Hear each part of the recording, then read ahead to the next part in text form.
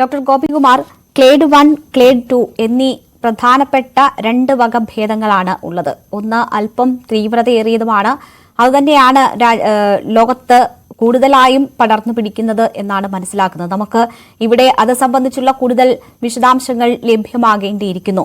നേരത്തെ തന്നെ വിദേശത്ത് നിന്ന് എത്തിയ വ്യക്തി ആയതുകൊണ്ട് തന്നെ ആ രീതിയിലുള്ള നിരീക്ഷണം ഉണ്ടായിരുന്നു എന്നാണ് മനസ്സിലാകുന്നത്. ഇതിന്റെ വ്യാപന ശേഷി കൂടുതൽ ആളുകളിലേക്ക് ഇത് പകർന്നു പിടിക്കാനുള്ള സാഹചര്യവും സാധ്യതയുമൊക്കെ താങ്കൾ എങ്ങനെയാണ് നോക്കിക്കാണുന്നത്? നേരത്തെ സുനിൽ സൂചിപ്പിച്ചതുപോലെ നമ്മൾ ഭയപ്പെടേണ്ട അല്ലെങ്കിൽ വല്ലാത്ത ഒരു പാനിക്കാകേണ്ട ഒരു സിറ്റുവേഷൻ പോക്സിനെ സംബന്ധിച്ചിടത്തോളം ഇല്ല. സൂചിപ്പിച്ച പോലെ തന്നെ ഇപ്പൊ വന്നിരിക്കുന്ന ക്ലേഡ് 2 അല്പം വ്യാപനശേഷി കൂടുതൽ ഉള്ളതാണ്. എങ്കിൽ പോലും ഇതിന്റെ വ്യാപനം നടക്കുന്നത് പരസ്പരം സ്പർശങ്ങളിലൂടെയൊക്കെയാണ്.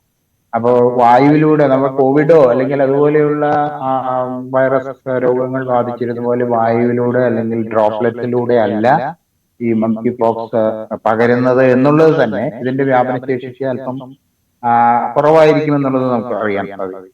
പിന്നെ തീവ്രതയുടെയും അല്ലെങ്കിൽ ഇൻഫെക്ഷ്യസ് റേറ്റ്, അതുപോലെ തന്നെ ഇത് ഉണ്ടാക്കുന്ന കോംപ്ലിക്കേഷൻസ്, അത്തരം കാര്യങ്ങളെ കുറിച്ച് പറയുകയാണെങ്കിൽ വാസ്തവത്തിൽ നമുക്ക് അലാം ചെയ്യേണ്ട കാര്യങ്ങളില്ല. ഒരുപാട് കോംപ്ലിക്കേറ്റഡ് ആയിട്ടുള്ള പ്രശ്നങ്ങൾ അധികം റിപ്പോർട്ട് ചെയ്തിട്ടില്ല. നേരത്തെ സുനിൽ സൂചിപ്പിച്ച പോലെ ഇപ്പോ ഡെത്ത് റേറ്റ് ഒക്കെ വളരെ ചെറിയൊരു ശതമാനത്തിന് താഴെയൊക്കെയാണ് ഇപ്പോ ഡെത്ത് റേറ്റ് ഒക്കെ പറയുന്നത്. അത് തന്നെ നമ്മൾ പക്ഷേ കേരളത്തെ സംബന്ധിച്ചിടത്തോളം നമ്മൾ ശ്രദ്ധിക്കേണ്ട ഒരു പ്രധാനപ്പെട്ട കാര്യം, കോവിഡിലും വളരെ പ്രധാനമായിട്ട് നമ്മൾ ഊന്നി പറഞ്ഞിരുന്ന കാര്യമാണ്. നമ്മളുടെ വയോജനങ്ങളായാലും കുട്ടികളായാലും ഒക്കെ ഇത്തരം അസുഖം ബാധിക്കുന്നതും അതിന്റെ കോംപ്ലിക്കേറ്റഡ് സ്റ്റേജുകളിലേക്ക് പോകുന്നതിനുള്ള സാധ്യതയും കൂടുതലാണ്. പ്രത്യേകിച്ച് കോമോർബിഡിറ്റീസ് ഉള്ള നമ്മുടെ വയോജനങ്ങൾ, ഡയബറ്റിസിന്റെ ധാരാളം പേർക്ക് ഡയബറ്റിസ് ഉണ്ട്, അതുപോലെ തന്നെ ഹൈപ്പർ ടെൻഷനോട് ബന്ധപ്പെട്ട അസുഖങ്ങൾ, ക്യാൻസർ പോലെയുള്ള പ്രശ്നങ്ങൾ, കിഡ്നി ഡിസീസസ്, ഇങ്ങനെയൊക്കെ പല കോമോർബിഡിറ്റീസും അല്ലെങ്കിൽ മറ്റു പല അസുഖങ്ങളും നിലവിലുള്ള ആൾക്കാർ അവർ കൂടുതൽ ഇതിൽ ശ്രദ്ധ ചെലുത്തണം എന്നുള്ളതാണ് പ്രധാനമായിട്ട് നമുക്ക് പറയാനുള്ളത്. അതുപോലെ തന്നെ കുട്ടികളുടെ കാര്യത്തിൽ, കുട്ടികൾ ഏത് ഒരു അസുഖമായാലും ഇപ്പോ ഞാൻ നേരത്തെ ഒരു ചർച്ചയിൽ തന്നെ പറയേണ്ടത്, അതായത്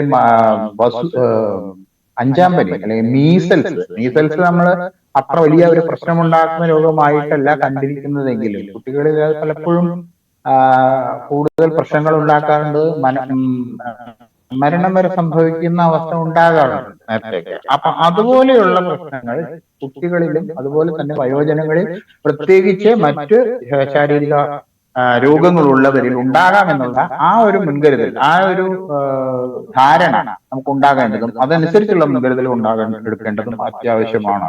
ഇതാണ് ഇതിനെക്കുറിച്ച് കൂടുതലായിട്ട് പറയാനുള്ളത്. പിന്നെ നേരത്തെ പറയുകയുണ്ടായി അതിന്റെ ഡെത്ത് റേറ്റിന്റെ കാര്യത്തിൽ ഇപ്പൊ വളരെ ചുരുക്കം തന്നെയാണ്, കാര്യമായിട്ടുള്ള ഇത് ഉണ്ടാകുന്നില്ല. പക്ഷെ അതുകൊണ്ട് തന്നെ അത് ഒരു അലാം സൃഷ്ടിക്കേണ്ട ആവശ്യമില്ല. പക്ഷേ തീർച്ചയായും വൈറസ് രോഗങ്ങൾ പെട്ടെന്ന് പടരാൻ സാധ്യതയുള്ളതാണ്. അതിന് വേണ്ട മുൻകരുതലുകൾ തീർച്ചയായും എടുക്കേണ്ടത് അത്യാവശ്യം. തീർച്ചയായും എന്തായാലും മുൻകരുതലും ജാഗ്രതയും ഇത് തന്നെ